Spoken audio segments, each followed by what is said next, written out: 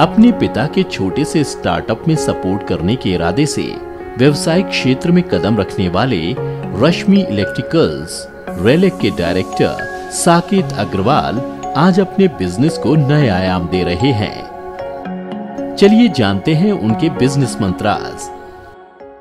Hello and welcome to yet another episode of we entrepreneurs. मैं हूं आपकी host Simi और जिस तरह की आप जानते हैं इस प्रोग्राम में हम आपको मुखातिब करवाते हैं कुछ ऐसी हस्तियों से जिन्होंने अपने कार्य क्षेत्र में कुछ उत्कृष्ट कार्य किए हैं। और आज इसी कड़ी में हमारे साथ है साकेत अग्रवाल जी, जो डायरेक्टर हैं रश्मि इलेक्ट्रिकल्स के और प्रोड्यूस करते हैं एक खास किस्म के इलेक्ट्रिकल पैनल्स। आज उन्हीं से मुखातिब होंगे, उनकी जर्नी के बारे में बातचीत करेंगे। साकेत जी, आपका बहुत बहुत स्वागत है। धन्यवाद जी।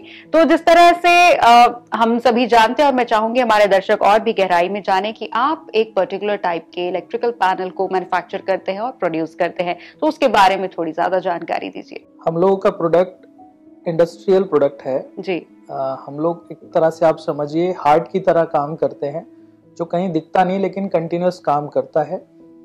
हमारे पैनल्स ड्राउट पैनल्स होते हैं जो फ्लेक्सिबिलिटी देते हैं मेंटेनेंस में। हम लोग पैनल्स बनाते समय electrical safety, post delivery maintenance और क्वालिटी का बहुत ध्यान रखते हैं। हमारा जितना भी प्रोडक्ट सिलेक्शन होता है वो पहले एक डिज़ाइन टीम उसकी इंजीनियरिंग करती है, उसके बाद उसका प्रोडक्शन होता है। पूरे डिजाइन्स खुद भी चेक किए जाते हैं और कस्टमर की स्पेसिफिकेशन के और अप्रूवल के बाद मैन्युफैक्चर किए जाते हैं। जी बिल्कुल। तो ये तो रही आपकी प्रोडक्ट स्पेसिफिकेशन और थोड़ा फ्लैशबैक में चलते हैं। कब शुरुआत हुई रश्मि इलेक्ट्रिकल्स की? क्या ये आपका इंडिविजुअल इंटरेस्ट था या फिर किसी तरह से फैमिली सपोर्ट थी? कैसे रश्मि इलेक्ट्रिकल्स की शुरुआत हुई और आज इस मुकाम तक पहुंचे? The company is being started by my father. Okay. I am assisting him in his business. Initially he was in job. काफी बड़ा एक्सपीरियंस उनके पास है, शुगर मिल्स का, पेपर मिल्स का, रोलिंग मिल्स का, बहुत सारे हॉस्पिटल्स का अपने जॉब में उन्होंने एक्सपीरियंस लिया। 99 में उन्होंने इसको स्टार्ट किया and Rashmi is the name of my mother, तो एक पर्सनल अटैचमेंट भी उनका रहा। तब से ये शुरुआत हुआ। मुझे मौका मिला 2006 में उनके साथ एसोसिएट होने का। ये भी एक by chance. I was in studies at that time. My passion is to join the army. I have cleared the exams also. UPSC मैंने क्लियर किया, सीडीएस एग्जाम्स क्लियर किए, but I couldn't make the interview. तो उनके साथ एक accident हुआ। By that accident he can not move to the sides, so I got the opportunity to take the responsibility on his behalf. तब जाकर के ये काम स्टार्ट हुआ। 2006 में मैंने HPCL, Hindustan petroleum, one of the Fortune 500 companies है, जिसका पहला प्रोजेक्ट करने का मुझे मौका मिला। It was a wonderful experience. तो ये जो ड्रिफ्ट हुआ आपके इंटरेस्ट का, आप आर्मी में जाना चाहते थे and you and up doing your family business, तो कहीं कभी थोड़ा सा इमोशनल ड्रेनेज होती थी कि मैं क्या करना चाहता था और अब मुझे डेस्टिनी कहाँ ले आई स्टार्टिंग में? As of now I am totally satisfied, but हाँ, वो एक स्ट्रगल का फेज था। एक स्टूडेंट की लाइफ में आता भी है, उसके अपने ड्रीम्स होते हैं, वो अपने ड्रीम्स को अचीव करना चाहता है, but God do all the things on the right way. उसने सब पहले से डिसाइड किया होता है, यही मैंने माना और मैंने अपना 100% वहीं से देना स्टार्ट किया। After that I have never look back. Wow. तो 2006 की आपने बात की कि 2006 में आपने इंडिविजुअली जो है वो काम करना शुरू किया था, तो सिंस देन अभी तक आप कितने प्रोजेक्ट कंप्लीट कर चुके हैं? बहुत सारे प्रोजेक्ट्स हैं, चेन है जी। We are working for IOCL, Indian Oil Corporation Limited, Hindustan Petroleum, BPCL, CPWD, Military Engineering Services, Public Works Department. मतलब I have started for my first order was of worth 750 rupees, and as of now मुझे और भी आगे जाना है, लेकिन फिलहाल मैंने जो सबसे बड़ा प्रोजेक्ट किया 3.5 करोड़ का एक सिंगल हैंड प्रोजेक्ट मैंने किया हुआ है। 750 रुपए से 3.5 करोड़ रुपए का business. That's why we bring such personalities on this platform, ताकि आपको यंग एंटरप्रेन्योर्स को इंस्पिरेशन मिल सके। तो जरूर इस जर्नी के बारे में हम और जानना चाहेंगे, किस तरह के चैलेंजेस आए और कैसे कैसे आपने होराइजन जो है अपना और एक्सपैंड किया इस बिजनेस में। By the grace of God and guidance of my father, उनका जो बेस्ट पार्ट था वो डिजाइनिंग था। उनके पास जो चीजें लैक कर रही थी वो मार्केटिंग था। वो बहुत अच्छा प्रोडक्ट अपने हाथ से भी बनाना जानते हैं, तो कुशल कारीगर भी हैं और अपने जॉब में उन्होंने बहुत सारे कारीगर बनाए भी थे। तो मैंने इस चीज को आइडेंटिफाई किया कि उनकी स्ट्रेंथ क्या है और मैं उनको कहाँ हेल्प कर सकता हूँ। तो I started contacting his customers. पहले उन्हीं के लोगों, उनके जो रेगुलर बिजनेस मिलते थे, जेपी गोल्फ कोर्स से हमको काफी काम मिलता था, डेवू मोटर्स से स्टार्ट किया था तो वहां के लोग थे, मैंने उन्हीं लोगों से इंटरेक्शन स्टार्ट किया। तो आफ्टर दैट आई रियलाइज कि हमारे प्रोडक्ट में सर्टिफिकेशंस की बहुत इंपॉर्टेंस है। देन आई हैव कलेक्टेड दो सर्टिफिकेट्स, उनमें इन्वेस्टमेंट भी किया, टाइम भी लगा, पैसे की बहुत तंगी थी लेकिन फिर भी मैनेज किया। Then after one by one रास्ता मिलता चला गया, कस्टमर्स गाइडेंस मिलती रही और आज इस मुकाम तक आए हैं। Very beautiful and very impressive. तो साकेत जी, जिस तरह से एक बिजनेस को आप ग्रो करते हैं, आपने स्क्रैच से स्टार्ट किया है, तो उसको किस तरह का डिवोशन, किस तरह का टाइम डेडिकेशन, क्या बाकी सब कुछ भूल के आपने भी बिल्कुल 24/7 अपने बिजनेस को दिए हैं, नए नए हॉराइजन्स आपने एक्सप्लोर किए हैं कि मैं और बेहतर कैसे बना सकता हूँ कि जो मेरे पिताजी का विश्वास मुझ पर है वो और पक्का हो जाए? इसमें दो बातें कहना चाहूंगा। Number 1 is time management is very important and preference to your customer. तो कस्टमर खुश है तो आपको बिजनेस मिलेगा जी। सेकेंड, जो आपका रहता है गाइडेंस, टाइम के साथ साथ अगर आपको गाइडेंस ठीक मिलती है तो आप डिसीजन सही लेते हैं। एंड आई एम फॉर्चुनेट कि मेरे तो जो छोटा मोटा योगदान मैं दे पाया उससे ज्यादा इंपॉर्टेंस हमको मिली कि मेरे फादर के एक्सपीरियंस से जो डिसीजन हमारे राइट टाइम पे ले पाए, वो एक कारण मुझे लगता है जो हमारे बिजनेस को नींव को मजबूत करता है। बिल्कुल। तो जिस तरह से आपने जब बिजनेस में स्टेप इन किया था, what was your fathers reaction? Because you said that कि आप स्टूडेंट थे उस टाइम में, तो उनको कॉन्फिडेंस था कि साकेत हैं, साकेत संभाल लेंगे, या फिर वो डर रहे थे, या किस तरह का? और फिर उसके बाद आपका रिश्ता आपके फादर के साथ कैसा रहा? देखिए, बड़ा ही इंटरेस्टिंग क्वेश्चन है और आज के वक्त की डिमांड भी है, पेन ऑफ द इंडस्ट्रियलिस्ट है कि नए नए आयाम जुड़ रहे हैं और उनकी सेकंड जनरेशन बिजनेस को अडॉप्ट करने से बचती है। आई एम फॉर्चुनेट कि मेरे को मौका मिला अपने फादर के साथ एसोसिएट होने का। एक स्ट्रगलिंग स्टूडेंट के लिए, स्ट्रगलिंग पर्सन के लिए एक प्लेटफॉर्म मिल जाए और उस पर वो चले तो बहुत आसानी से वो फ्लाई ऑफ कर सकता है, टेक ऑफ कर सकता है। सिमिलरली मुझे वो मौका मिला। इंटरेस्टिंग इसलिए था कि फादर का confidence in terms of business nil था, लेकिन वो स्ट्राइक करते थे कि you can not do anything. तो ये जो 4 वर्ड्स है ना, ये एक ईगो को हर्ट करते थे, तो मुझे बार बार प्रेरित करते थे कि मैं कुछ करूं, मैं ऑर्डर लाऊं। तो मैंने वो ऑर्डर लाते थे, उनको अपने लेवल के ऑर्डर मिलते थे। Then I clicked one order from Krishna engineering college, मुझे बहुत अच्छे से याद है, and it was a failure of my starting phase. मैंने वो वहां पे मटेरियल डिलीवर करा, अनफॉर्चुनेटली कुछ कारणों से वो वहां पे नहीं चला। वो एक अंडरलाइन किया मेरे माइंड में कि unless until I am not technically sound, मैं इंजीनियरिंग प्रोडक्ट को अगर इंजीनियरिंग पॉइंट ऑफ व्यू से नहीं समझूंगा तो I cannot sell it. As on date जितने मेरे इंजीनियर्स काबिल हैं, जितनी काबिलियत मेरे फादर की है, उतनी काबिलियत कम से कम मैं रखता हूँ। उनके कॉन्सेप्ट्स को, इंजीनियरिंग स्टैंडर्ड्स को, इलेक्ट्रिकल सेफ्टी को, आफ्टर सेल सर्विस को, बहुत सारी चीजें मिलकर के जो बिजनेस एक बड़ा बनाती हैं, उसको ध्यान रखता हूँ। तो जो आपके फादर की स्टेटमेंट थी, यू गुड फॉर नथिंग, आप कुछ नहीं कर सकते, अब फिर वो चेंज हो गई। जब वो स्टेटमेंट चेंज हुई, फिर वो स्टेटमेंट क्या थी? वो स्टेटमेंट ये थी, उनके जो चीजें उन पे नहीं थी, जैसे IT, he was not used to write emails, he was not good in typing letters and regular communication. मैंने उसको अडॉप्ट किया। जो वो काम करते थे वो करके दे देते थे, लेकिन उसमें रिसर्च एंड डेवलपमेंट में नई चीजें क्या आ रही हैं, मैंने उन चीजों पे ध्यान दिया। मैंने डिजाइनिंग को इम्प्रूव किया। पहले वो बाई स्केच, हाथ से स्केचेस बनाते थे और मार्केट से किसी से जॉब वर्क कराते थे, वो मैंने खुद बनाने शुरू करे। मैंने ऑटोकैड सीखा, मैंने सॉलिड वर्क सीखा, मैंने प्रोग्रामिंग लैंग्वेजेस पे ध्यान दिया। जो प्रोग्रामर्स PLC पे काम करते थे उनसे कम्युनिकेशन एस्टेब्लिश किया। प्रोग्रामर्स जो प्रोग्रामिंग करते थे वो किस तरीके से उस काम को करते हैं ताकि जिस समय मुझे उससे सपोर्ट नहीं मिलेगा तो मैं अपने कस्टमर को कैसे सपोर्ट दे पाऊंगा। ये कुछ चीजें थी जो मेरे फादर के पास नहीं थी, जो एक नेक्स्ट जनरेशन के पास होती है वो मेरे पास थी। मैंने दोनों चीजों को कंबाइन किया और धीरे धीरे आगे बढ़ा। जब रिजल्ट अच्छे आते हैं तो अपने लोग सपोर्ट में खड़े होते हैं। Similarly my father has supported me. मेरी आज भी अगर मैं किसी चीज पे इन्वेस्टमेंट के लिए बोलता हूं तो वो अपने एक्सपीरियंस से उसको तोलते हैं, ऐसे ही हाँ नहीं कर देते कि चलो आप इसको करो। बट अगर मैं थोड़ा सा जिद भी कर लेता हूं तो एज ए फादर वो मुझे सपोर्ट करते हैं and he do investment. That is the rule of business कि आप पहले उसको एनालाइज करेंगे कि सामने वाला जो कह रहा है वो सही है मेरे बिजनेस के लिए, मेरे फायदे के लिए, तभी वो हाँ करेंगे, बेशक वो आपके फादर हो या आप उनके बेटे हो। Business is business.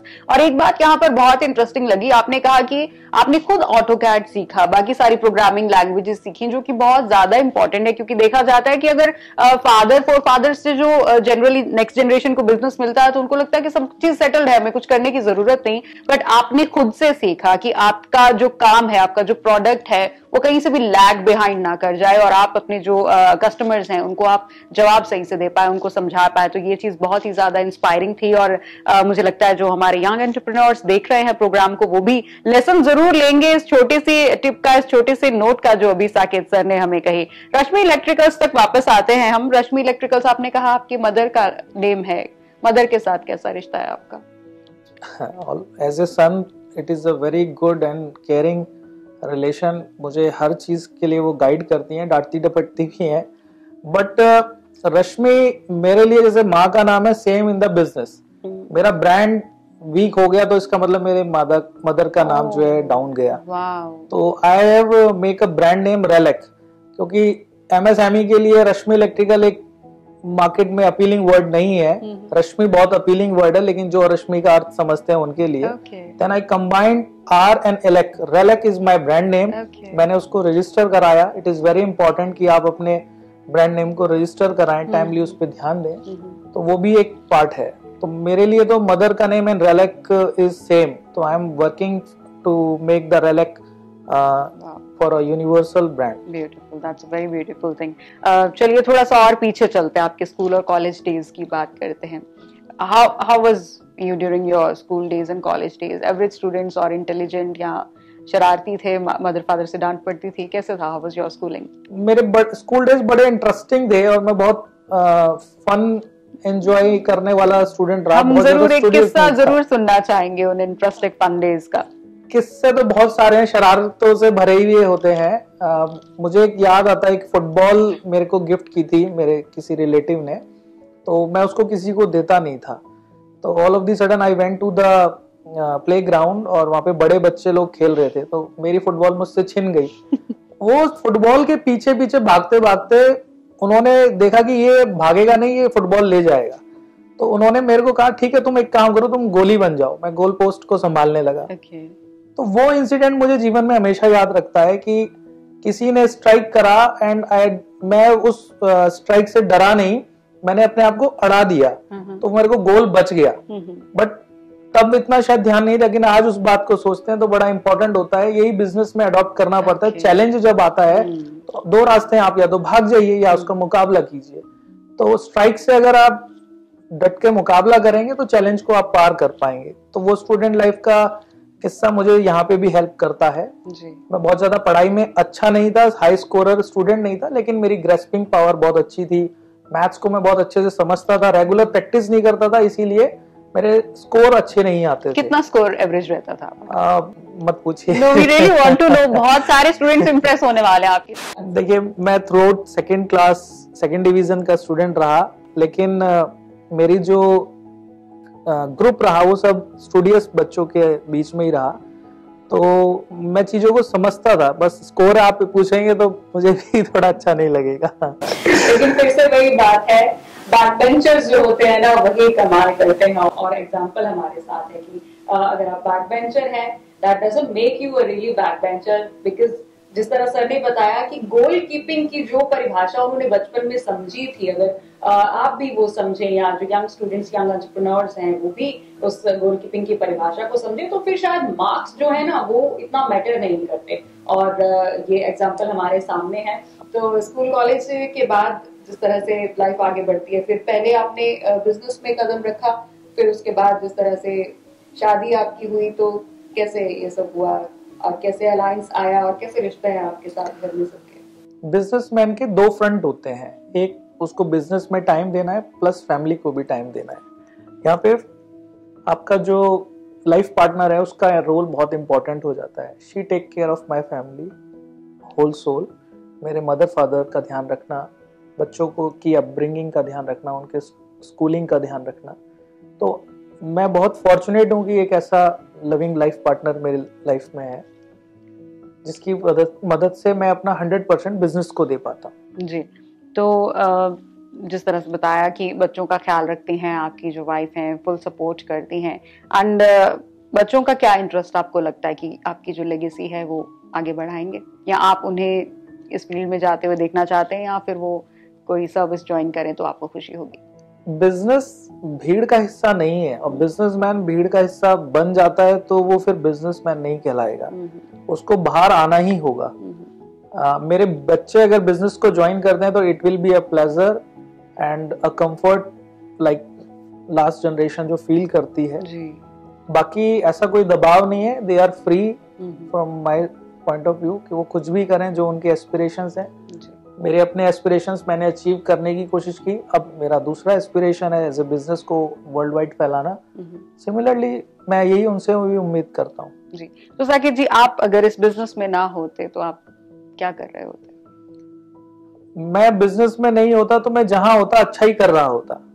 कोई प्लान बी नहीं रखा था आपने? प्लान ए था आर्मी में जाना, प्लान बी था जॉब करना। I was doing computer diploma, तो उस दौरान 2000 के टाइम में सॉफ्टवेयर का बहुत डिमांड हुआ करता था, सॉफ्टवेयर इंजीनियर्स का। तो मेरी ये थी कि मैं MCA करके जॉब ज्वाइन करके मैं सॉफ्टवेयर इंजीनियर बनूं। बट आई एम फॉर्चुनेट कि वो 2 साल जो डिप्लोमा में दिए, उसके बाद जो आर्मी की तैयारी करने के लिए UPSC की जो तैयारी की, उससे जो IQ डेवलप हुआ, उसकी मदद से मैं आज अपने बिजनेस में अच्छे डिसीजंस ले सकता हूँ। तो प्लान ABC के बारे में इतना सोचा नहीं, जो मिलता गया उसको अच्छे से परफॉर्म करते रहे, यही अपना सिद्धांत है जी। अच्छा, जो बिजनेसमैन होते हैं साकेत जी, जनरली उनका बहुत बड़ा योगदान होता है एक नेशन को बिल्ड अप करने का। किस तरह से आप इस डेफिनेशन को देखते हैं? देखिए, as a individual nation building में हमारा रोल बहुत इम्पोर्टेंट भी है as a individual, but as a businessman वो और रिस्पॉन्सिबिलिटी से भरा हो जाता है, क्योंकि एक बिजनेस में सिर्फ मेरा अपना पालन पोषण नहीं हो रहा, नॉट ओनली मी, मेरे साथ जुड़े हुए मेरे वेंडर्स हैं, कारीगर हैं, डेली वेजेस के वर्कर्स हैं, प्लस इसके बाद जो गवर्नमेंट की कुछ CSR की स्कीम्स होती हैं, या उनकी जहां गवर्नमेंट नहीं पहुंच सकती वहां हम पहुंच सकते हैं। सिमिलरली ये सब चीजें भी नेशन बिल्डिंग में बहुत इंपॉर्टेंट रोल प्ले करती है। दूसरी बात, आज हम बड़े बड़े बिजनेस के नाम लें, माइक्रोसॉफ्ट का नाम लेते हैं, IBM का नाम लेते हैं, टोयोटा या किसी भी बड़ी इंडस्ट्री का आप नाम लेते हैं, तो अल्टीमेटली ये देखा जाता है ये कौन से कंट्री से बिलोंग करता है।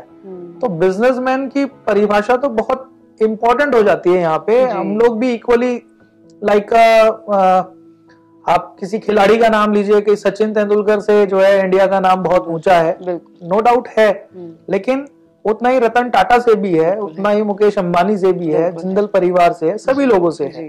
So साकेत जी, ओन रिनाउंड बिजनेस, तो सोशल डेवलपमेंट के लिए किस तरह से आपका जो ये बिजनेस है वो योगदान देता है? देखिए, जैसा मैंने कि बताया कि हम लोग कंट्रीब्यूशन कैसे करते हैं, तो सिमिलरली मेरी कोशिश होती है कि किसी को भी जबरदस्ती नौकरी से ना निकालना, उसका घर परिवार टाइम से चलता रहे, उसको सबसे ज्यादा इम्पोर्टेंट है टाइमली सैलरी देना, बैंक के जो इंटरेस्ट है वो टाइमली डिपॉजिट करना, गवर्नमेंट का रेवेन्यू सबसे पहले जमा करना। ये कुछ बेसिक सिद्धांत हैं जो बिजनेसमैन को ध्यान रखने चाहिए, और ये मुझे विरासत में भी मिले, मैं इनका ध्यान रखता हूँ। साथ ही साथ कुछ ऐसी ऑर्गेनाइजेशंस हैं जो एक्चुअल में डेवलपमेंट का काम कर रही हैं, छोटे बच्चों को प्रोनेशन लाना, स्लम्स हैं, वो लोगों को पढ़ाई का मौका नहीं मिलता, तो उन लोगों को हम लोग थोड़ा बहुत कंट्रीब्यूशन करते हैं इन टर्म्स ऑफ मनी भी। तन मन धन तीनों चीजें लगाने पड़ते हैं किसी चीज को बनाने के लिए। तो इंडस्ट्री के पास धन भी है, समटाइम्स हम अपने रिसोर्सेज भी यूज करते हैं। अभी कोविड गया तो कोविड के दौरान कोविड कैंप्स लगाना, ESIPF की कुछ समस्याएं रहती हैं, उनके कैंप्स ऑर्गेनाइज करना, एसोसिएशंस में पार्टिसिपेशन करके गवर्नमेंट को अवेयर कराना कि इंडस्ट्री कैसे बेटर हो सकती है और नेशन बिल्डिंग में कैसे योगदान कर सकती है। ये कुछ काम है जो मैं अभी कर पा रहा हूँ। बाकी समय के साथ जो अच्छा होगा वो बिल्कुल करने की कोशिश करूंगा। बिल्कुल। तो बहुत सारे यंग एंटरप्रेन्योर्स ये प्रोग्राम देख रहे हैं और डेफिनेटली मैं चाहूंगी कि आप एट लास्ट कोई मैसेज उनको जरूर दें। By the experience I learn कि don't run for the money, first of all deliver. आप अपनी सर्विसेज दीजिए, अपना प्रोडक्ट दीजिए। सिर्फ डिलीवरी ही नहीं, डिलीवरी के बाद वो प्रोडक्ट कैसे चल रहा है। एक प्रोडक्ट की लाइफ होती है। फॉर एग्जाम्पल मेरे प्रोडक्ट की लाइफ 10 साल की है, तो मुझे 10 साल तक अपने प्रोडक्ट को वैसे ही केयर करना जैसे मैंने अपने बच्चे को केयर किया है, तब ब्रांड एस्टेब्लिशमेंट होता है। तो I request all young entrepreneurs कि आप अपने क्वालिटी, कमिटमेंट और डिलीवरी पे ध्यान दीजिए। बिल्कुल। तो ये बहुत इंपॉर्टेंट बात साकेत सर ने कही है, क्योंकि जनरली जब यंग एंटरप्रेन्योर्स या कोई नया बिजनेस स्टार्ट करते हैं, so they very soon they start expecting revenues, कि बहुत ही जल्दी उसमें से इनकम निकल कर आ जाए, लेकिन वो सेकेंडरी है। मनी के पीछे नहीं भागना चाहिए। जैसे सर ने बोला, पहली बात, जो आप डिलीवर कर रहे हैं, जो आप प्रोडक्ट दे रहे हैं, आपको ये एश्योरिटी होनी चाहिए कि आपके कस्टमर उससे सेटिस्फाइड हैं या फिर नहीं। तो ये भी एक मंत्रा है सक्सेसफुल बिजनेसमैन, सक्सेसफुल एंटरप्रेन्योर बनने का। तो साकेत जी, आपको और थोड़ा सा जानने के लिए एक छोटा सा रैपिड फायर हमारे पास है। So if you are okay with that, so shall we start? Sure जी। वैसे ये सवाल पूछना तो नहीं चाहिए, क्योंकि जनरली सभी लोग भगवान में बिलीव करते हैं, लेकिन हम फिर भी जानना चाहेंगे कि आप किन भगवान में बिलीव करते हैं? I believe in Lord Rama. Wow. So any specific reasons for that? उनकी simplicity और commitment. Wow, beautiful. And दूसरा क्वेश्चन मेरा रहेगा कि आपको किस ऐसी शख्सियत ने आज तक बहुत प्रभावित किया है? रतन टाटा। वैसे तो बहुत सारी शख्सियत हैं, पर टाटा जी की अगर हम बात करें जी, तो everything is not only for money. Covid में भी हमने देखा, उन्होंने पूरी सैलरीज दी, सब लोगों ने दी, उन्होंने भी दी, बट एग्जाम्पल सेट करना, तो ही लीड्स द इंडस्ट्री। कभी उनसे मुलाकात का मौका आपको मिला? नहीं, मैंने हमेशा उनको सोशल मीडिया और पिक्चर्स में ही देखा है, फोटोज में देखा है, but at this age also he is working. ये अपने आप में एक बहुत बड़ा इंस्पिरेशन है। And he is working for people, that is the biggest. Tata का नाम हर कोई जानता है, और मेरे को जमशेदपुर जाने का मौका मिला, वहाँ हर चीज टाटा है। People live with Tata. वो राम का नाम लेने के साथ साथ टाटा का नाम लेते हैं, बिकॉज वो एम्प्लॉयमेंट दे रहे हैं, उनके घर contribution to the society. Employment देना ही नहीं, उनके बाद भी जब वो जॉब छोड़ के चले गए तब भी उनकी चिंता करना, बहुत माइक्रो लेवल तक वो लोग काम करते हैं। सिर्फ पैसा कमा के बड़ा नहीं होना, वापस सोसाइटी से लेके सोसाइटी को रिटर्न करना, ये अपने आप में बहुत इंपॉर्टेंट चीज है। ब्यूटीफुल। तो ऐसे ही बड़ी शख्सियतों से सीखने की जरूरत है। बिल्कुल। किताबें पढ़ते हैं साकेत जी आप? मौका मिलता है तो जरूर पढ़ता हूँ। तो कोई खास किताब या कोई खास ऑथर याद हो, या आपका पसंदीदा? मुझे अभी इमीडिएट जो याद आ रही है, one thing, and the one thing जो टाइटल है बुक का, इट इज वेरी इंपॉर्टेंट। हम लोग बिजनेसमैन जब सुबह चेयर पे आके बैठते हैं तो हमारे पास लिस्ट होती है जो हमारे को स्कैटर करती है अपने प्लान को इम्प्लीमेंट करने में। तो उसका क्रक्स ये है वन थिंग का, कि आप एक इम्पॉर्टेंट चीज पकड़ लीजिए जिसको आज आपको क्लोज करना है। तो मैं कोशिश वही करता हूँ कि जो मोस्ट इम्पॉर्टेंट है मेरी समझ से, उसको मैं पहले क्लियर करता हूँ। तो this is what I believe the one thing is a book, title of the book. मुझे अभी ऑथर का नाम याद नहीं आ रहा, बट वेरी इंटरेस्टिंग। जी। मूवीज आप देखते हैं, कौन सी फेवरेट मूवी है? बहुत ज्यादा मैं मूवीज नहीं देखता, बट चूंकि मेरा पैशन आर्मी था तो मुझे आर्मी से रिलेटेड मूवीज बहुत अपील करती हैं, देशभक्ति से रिलेटेड मूवीज बहुत अपील करती हैं। LOC हो गई, बॉर्डर है, लक्ष्य है, ये सब मूवीज मुझे अच्छी लगती हैं। ओके। आपका फेवरेट हॉलिडे डेस्टिनेशन क्या है? हाँ, ये भी बहुत इम्पोर्टेंट है, लेकिन मैंने कभी ऐसा सोचा नहीं।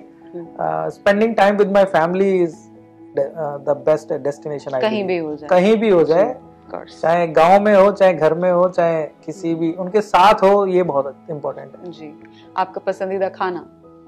वेरी सिंपल, दाल चावल रोटी, सिंपल। ब्यूटीफुल। और गेम्स में रुचि है आपकी? I love to play games and to watch cricket, football मैंने आपको बताया ही, बैडमिंटन, ऑलमोस्ट सभी देखता हूँ। ओलंपिक्स भी होती है तो उसमें भी ध्यान करता हूँ। डिस्कस थ्रो है, आपका एथलीट्स के जो गेम रेस होती हैं वो है, मैराथन है, साइकिलिंग, कोई भी गेम, क्योंकि सब गेम कुछ ना कुछ सिखाते हैं और business is all about game जी, वो ब्रेन गेम है। ब्रेन गेम जी। तो कोई खास सपना आपका जिसे आप जरूर पूरा करना चाहें? अब तो एक ही सपना है कि रेलिक का एक ऑर्डर, जो शायद अभी नासा से बड़ा स्पेसशिप किसी का नहीं है, तो आई बिलीव कि रेलिक का एक पैनल कम से कम नासा के स्पेस सेंटर पे लगा हो। ये छोटा सा सपना मैं देखता हूँ जिसके लिए मैं काम करता हूँ। Beautiful, that's amazing. You should dream big, तभी वो बड़े सपने जो है वो साकार होंगे। साकेत जी, आज आप इस शो में आए, आपका बहुत बहुत शुक्रिया। मैं पूरे यकीन के साथ कह सकती हूँ कि आपकी जो इंस्पिरेशनल स्टोरी है आज हमारे व्यूअर्स को बहुत ज्यादा इंस्पायर करने वाली है। Once again thank you very much for coming. Thank you very much, so nice of you. तो ये थे रश्मि इलेक्ट्रिकल्स के डायरेक्टर साकेत अग्रवाल जी आज हमारे साथ, जिन्होंने अपनी जर्नी के बारे में बताया। हमें उम्मीद है कि उनकी ये जो जर्नी है, उनकी स्टोरी है, आपको जरूर इंस्पायर करेगी। मिलेंगे किसी और एपिसोड में एक और शख्सियत के साथ। धन्यवाद।